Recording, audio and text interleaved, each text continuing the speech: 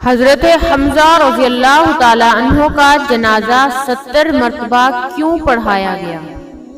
ناظرین، حضور نبی کریم صلی اللہ علیہ وآلہ وسلم کے پیارے چچا حضرت حمزہ رضی اللہ تعالیٰ عنہ کی نماز جنازہ 70 مرتبہ کیوں پڑھائی گئی تھی؟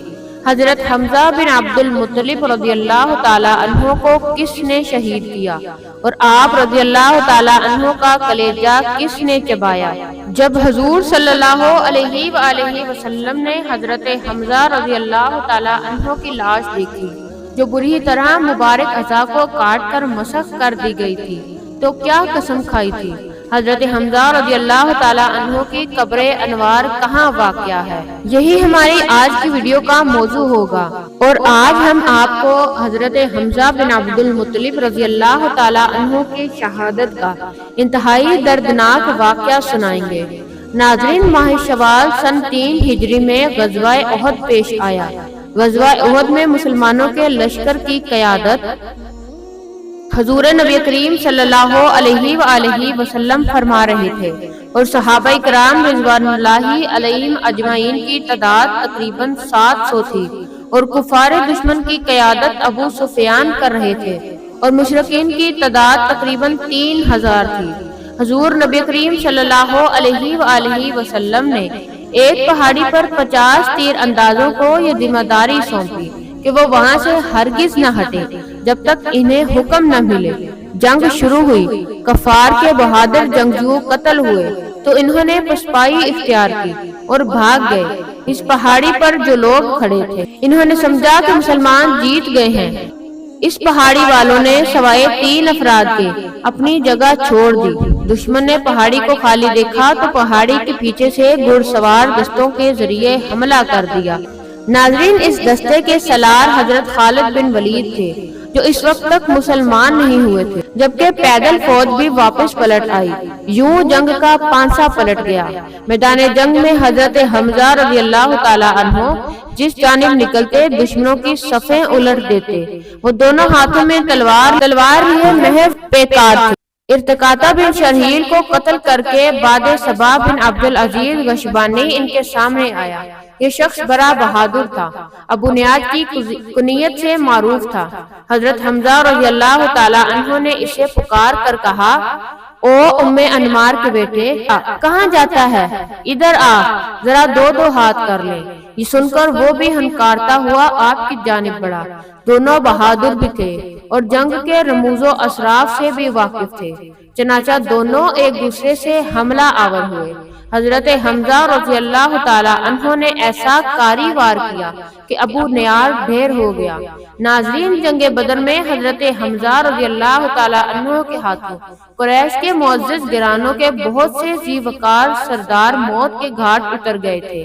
مکہ سے چلتے وقت جبیر بن معطم نے اپنے حبشی غلام وحشی بن حرب سے مخاطب ہو کر کہا، اگر تم جنگ میں حمزہ بن عبد المطلب کو قتل کر دو تو میں تمہیں آزاد کر دوں گا۔ جبیر بن معطم کا چچا طیفہ بن عدی جنگ بدر میں حضرت حمزہ رضی اللہ تعالیٰ عنہ کے ہاتھوں قتل ہوا تھا۔ وحشی کو اس کے آقا کے علاوہ قریش کے بہت سے دیگر سرداروں نے بھی انعام کا لالچ دیا۔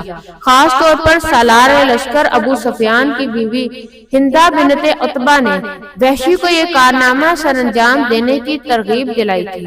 مکہ سے چلنے کے وقت حضرت حمزہ رضی اللہ تعالیٰ عنہ کی شہادت تک جب بھی ہندہ کو وحشی نظر آتا اس سے کہتی، اے وحشی، تو ہمارا سینہ ٹھنڈا کر، ہم تیرا دل خوش کر دیں گے۔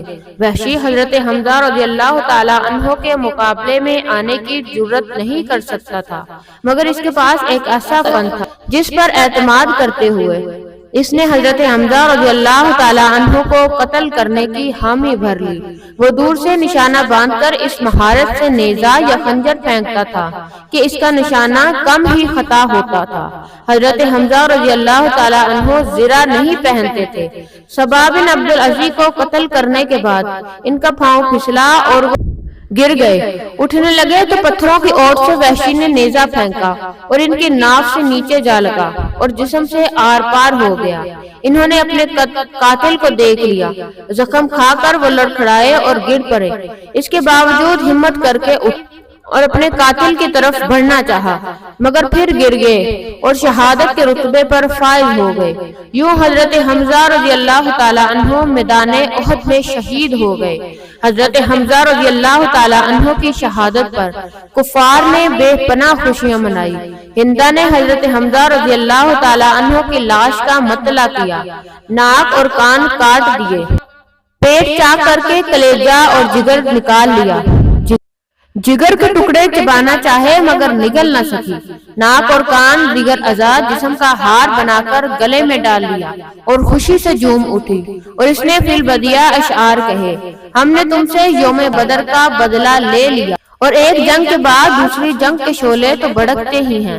مجھے اپنے باپ عتبہ کے قتل پر، اپنے بھائی ولید اور چچا شیبہ اور اپنے بیٹے بکر کی جدائی پر صبر اور چین نہیں آتا تھا۔ آج میرا دل مطمئن ہو گیا ہے اور میں نے اپنی مانی ہوئی نظر پوری کر لی ہے۔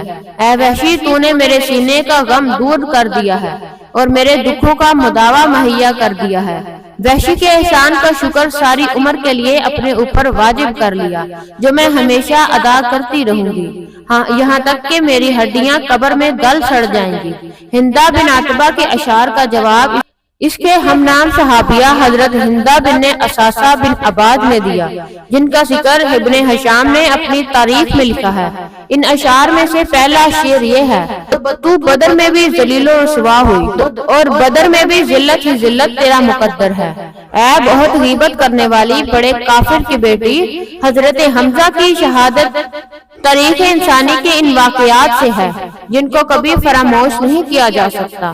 اس واقعے کے بغض اور کینہ کی بدترین مثال اور سنگ دلی اور شقاقت کا بدترین نمونہ نظر آتا ہے۔ صبر و استقامت اور تقوی اور عزیمت کو پوری عظمت کے ساتھ جلوہ افروز ہیں۔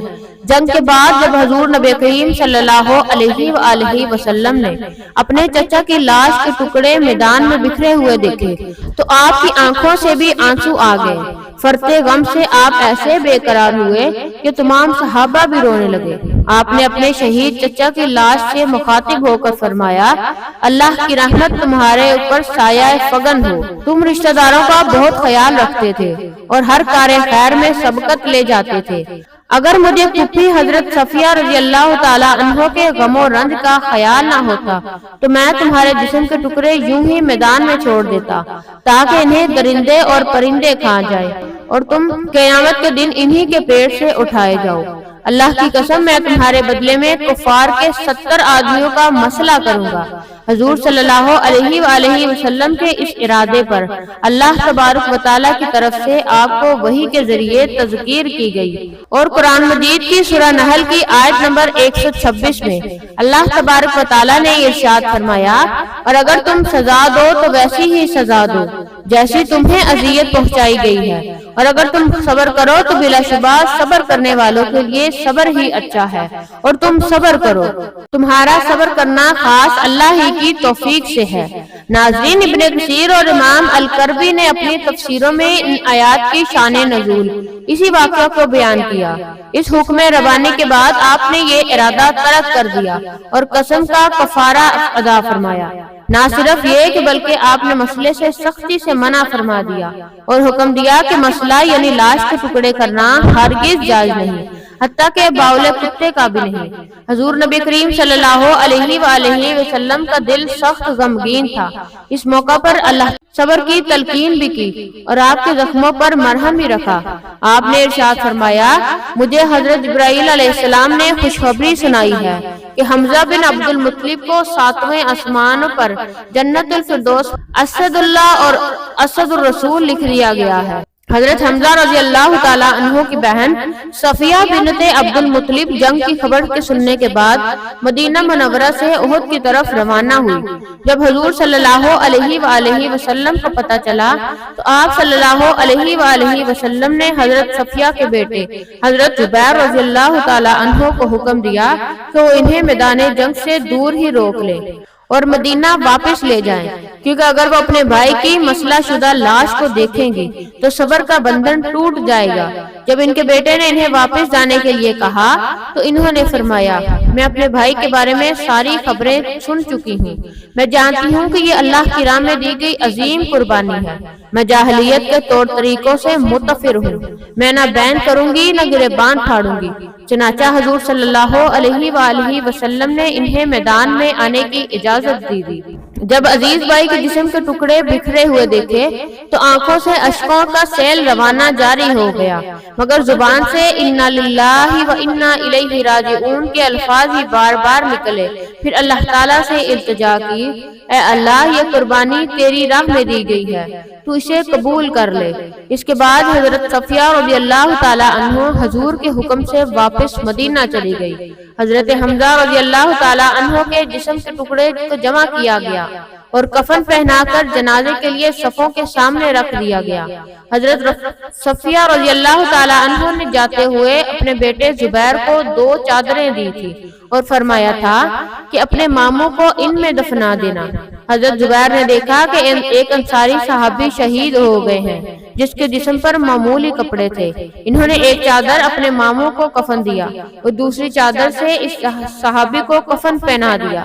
ایک روایت کے مطابق سب شہداء کا جنازہ ایک ساتھ ہی پڑھا گیا، جبکہ دوسری روایت میں بیان کیا جاتا ہے کہ حضور صلی اللہ علیہ وآلہ وسلم نے سب سے پہلے حضرت حمزہ رضی اللہ تعالیٰ عنہ کا جنازہ پڑھایا اور پھر ہر شہید کو باری باری لایا جاتا اور حضرت حمزہ رضی اللہ تعالیٰ عنہ کے سامنے رکھ دیا جاتا اور ہر ایک کی نماز جنازہ حضور صلی اللہ علیہ وآلہ وسلم کے اقدار میں پڑھی جاتی، اور اسی طرح حضرت حمزہ رضی اللہ تعالیٰ عنہ کا جنازہ 70 مرتبہ پڑھایا گیا۔ صحابہ کرام کو اجتماعی قبروں میں دفن کیا گیا، جبکہ حضرت حمزہ رضی اللہ تعالیٰ عنہ کو ان کے بھانجے عبداللہ بن حجش کے ساتھ ایک قبر میں دفن کیا گیا۔ بعض روایات میں آتا ہے کہ حضرت مصعب بن عمیر رضی اللہ تعالیٰ عنہ بھی ان کے ساتھ ہی دفن کیے گئے تھے۔